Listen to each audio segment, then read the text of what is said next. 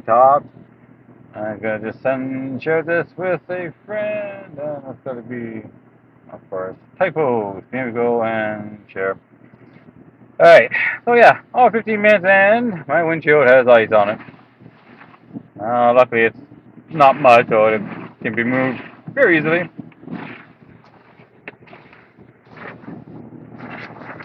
There's still crap on the window, but okay. I just started the car, and let's see if we can get home, and then all ice is gone there. A little bit streaking. And get back home without any real issues, shall we?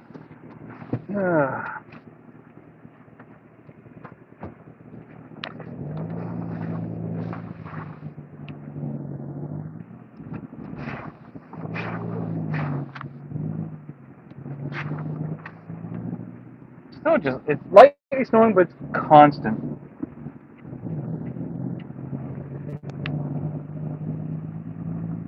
So, it adds up, and that's the real danger of it, adding up. Water freezing, pipes freezing, if you live in various areas. Nobody coming, so not stopping. And now the city road. So, not breaking any laws.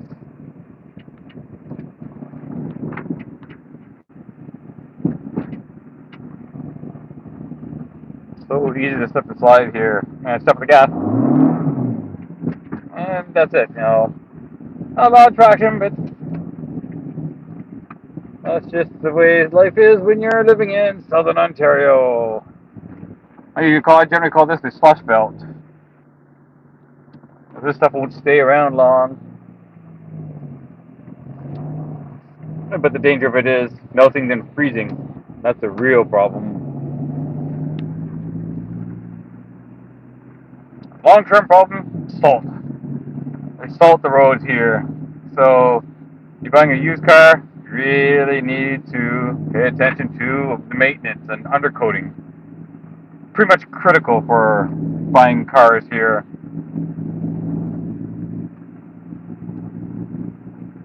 There's been some notable manufacturing defects. Well, there we go. There's a couple of vehicles that have recalls because of the salt issues. And it's not just Ontario. I mean, there are other parts of the states too that do it as well. But the vehicle I'm driving has an open recall. This thing's 20 years old, 23 years old now, and yeah, it's got an open recall that I can still take back to Honda. And as long as the problem isn't too bad, they'll put a brace on it. They can't fix the problem without tearing apart part of the frame and re-welding metal back in. But this fix just reduces the likelihood of a real problem. So yeah, and all because of the salt and the corrosion that gets accelerated by the salt. See, it's kind of weird. Salt is part of the problem, but because salt retains water and the water is doing the corroding part, really, that's the real issue. Yeah. Yeah. So,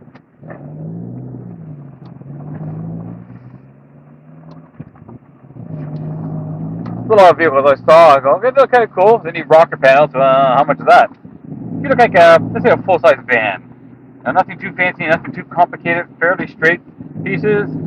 That's $1,000 a side to fix rocker panels.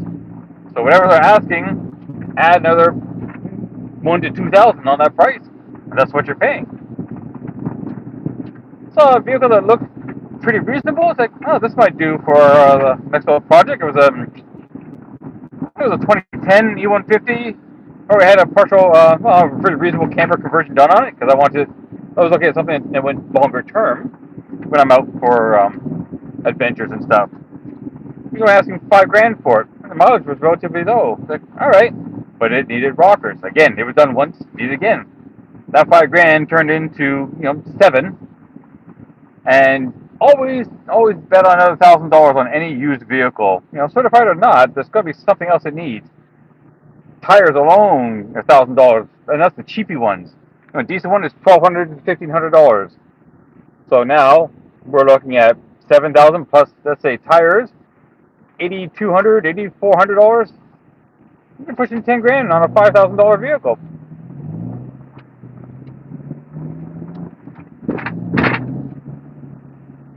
So yeah, buying used vehicles is not fun these days.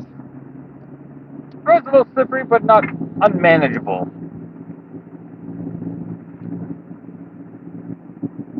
People still driving without headlights. They got daytime running lights, and you know what? I think they should mandate vehicles that if your wipers are moving, your lights have to be on. Because so many people are doing that. Heavy rainstorms, heavy snow. My daytime running lights are on, but I do have my full headlights on because I want to make sure people can see me.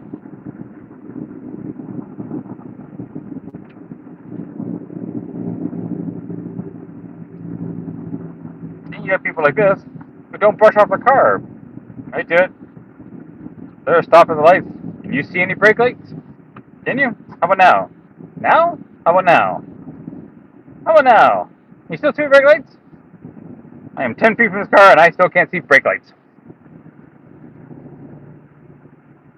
This is someone who deserves a ticket. Doesn't take much to wipe off the lights so people can see when you stop or signal. But, stupid drivers, right?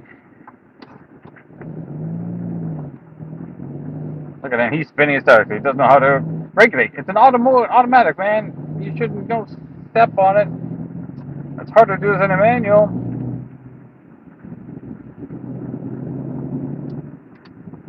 Last year we got a real nasty ice storm, and it was just brutal. It didn't matter what you were driving. I really couldn't engage the clutch over 1,000 RPM. Otherwise, I started slipping. That's how slippery it was. All-wheel drives I've seen, they were slipping just as well. It doesn't matter what you have. You're on ice, you're slipping. Unless you've got studded tires, you're slipping. So you just gotta be really careful. I gotta keep my distance from this guy. Turn that off. So sorry if I can't say hi to anyone, but hi to people. I see some chats going on there. How's it going? While I'm driving, obviously not looking at the phone screen. Look at this guy. He's just like changing. You can't tell because he doesn't have a signal because it's blocked. He might have a signal. Can't really tell. If you're driving in weather like this, use your lights.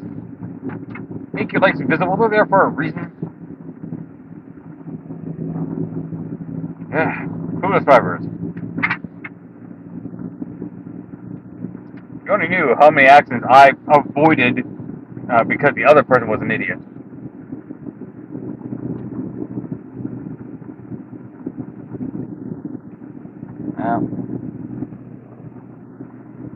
Almost back home. Just a little bit further. But yeah. It's funny how good these cameras are on the phones. It looks a lot nicer than what it really is. I can still see, but down in the street, it's very fuzzy.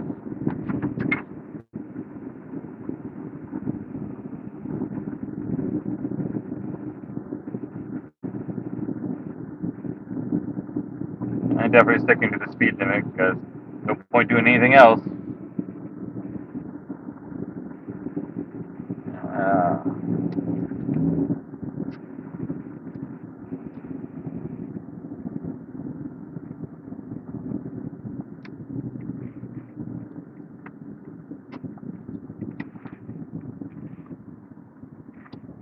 I'm not going to come to a complete stop because I'll keep the momentum going.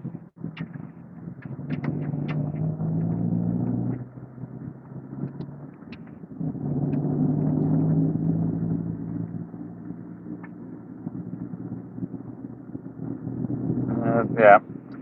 Eventually, you would think that this snowstorm was predicted well in advance. You think it would have the salt down already enough to, deal with the small stuff like this.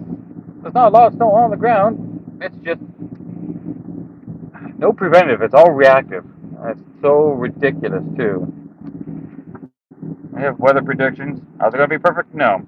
But when every major news agency and weather tracking system says we're getting a storm, and they all say it, just put them salt on the road ahead of time. They do the major access. We have something called a mountain, but not really a mountain per se. All right, and it gets a little bumpy because there's the solid ice right here. Hey.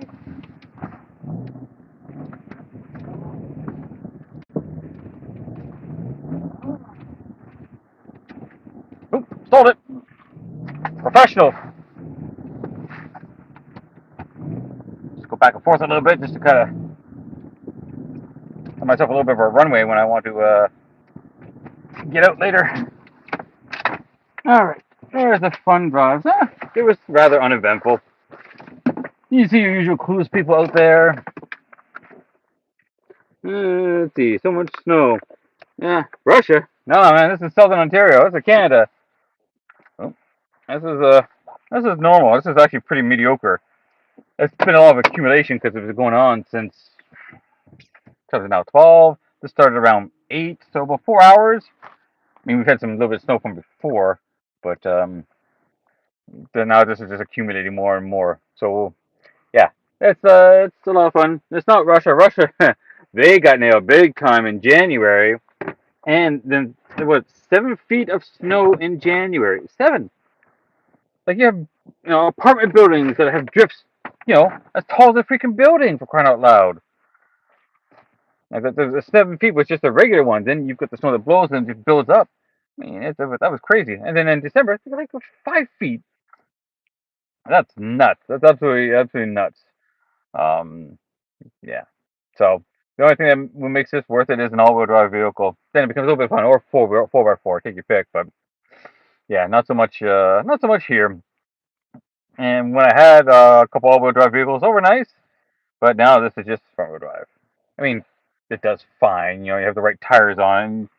In Quebec, they mandate tires in the wintertime. They're most of Quebec sits a little further north, so they're a little colder, so they get more snow. They have ice hotels. I'm not a fan of really not a fan of winter. I was born and raised here. I'm still not really a winter person. I mean, I can make do. I can get whatever I need done. I know how to drive it, but given the option, give me 25 degrees, and I'm just perfectly happy with that.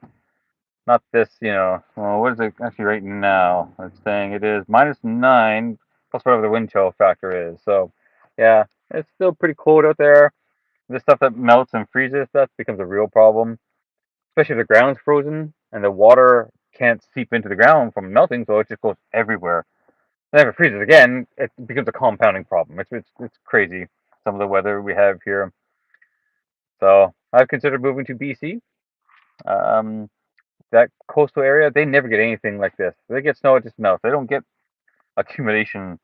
This might be their worst day as it is, and for us, this is a rough day, but not a horribly bad day. I mean, it's just there's not too many people out there, and this is just going to be snowing all day long. Let me see if I can pull up some more weather details eventually. Let's see. Yeah, I know. Go down today, and they're still not giving me any more details. Conditions, precipitation. Nope, not temperature. Let's go back. And precipitation. Mm, yeah, 100% today, but they're not saying anything for tomorrow. They're showing it 0%. Hmm. So it's just whatever we get for today. So that's enough. It adds up. Now I gotta go out, open, pop up my wipers so they don't get kind of buried and frozen. That's kind of what happens. You leave your wipers down, and they get buried in snow because the vehicle's warm. The snow melts a little, but overnight it freezes. And you get frozen wipers to your thing. That's why the newer vehicles come with a defrost on the front windshield, but just like the same defrost lines in the back, but just along the wiper area. Volvo has a windshield. I don't know if they still do it, but the whole windshield had defrost lines in it. Now it was not like the windows in the back; they're very very faint, and the windshield had a slight different, just a slight awkwardness to it. So great for much colder climates. You don't really need it here. Just snow brush and take care of everything. But I think we've had enough for snow talk.